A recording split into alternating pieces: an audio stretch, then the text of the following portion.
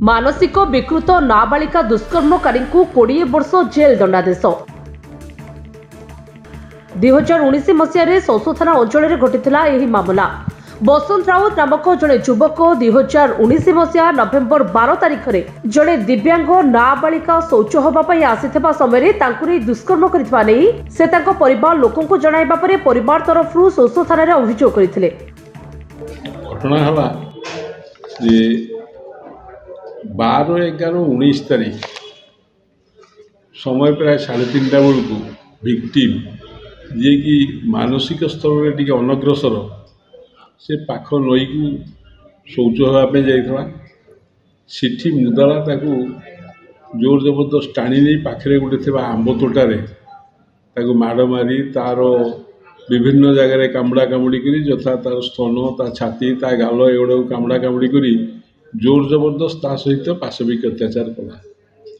Victim फेरिबा परे घर को सी तार माँ और खुड़ी को कथा कहला। ता बापा आसला परे थाना रे एतला दिगला और 28 साक्षी जमानबंदी को भित्ति करी आज एडीजे कम स्पेशल जज पोक्सो केउंझर मोनालिसा महांती ए दंड विधान कर। आज 28 जन साक्षी जमानबंदी को भित्ति करी सही केस रो सुनानी करी अतिरिक्त जिला दौरा जज एवं स्वतंत्र पोस्को जज मोनालिसा महांती राय सुनाई। अभियुक्त को 20 वर्ष सश्रम कारादंड सहित 5,000 टंका जरिमाना एवं अनादेय अधिक 1 वर्ष सश्रम कारादंडर दंडादेश शुणाइबा सहित पीड़िता को 10 लाख टंका अनुकंपा राशि प्रदान करने को सरकार को निर्देश देते। इस केस को पब्लिक प्रोसिक्यूटर गणेश्वर महापात्र लड़ीथिले। आज स्पेशल केस नंबर 279/91 ऑफ 2022-19 सोसो पीएस केस नंबर 101 ऑफ 2019 मुदाला बसंत राउत को आज दंडित करागला। एडीजे कम स्पेशल जज पोक्सो ताको आज दंडित करचंती।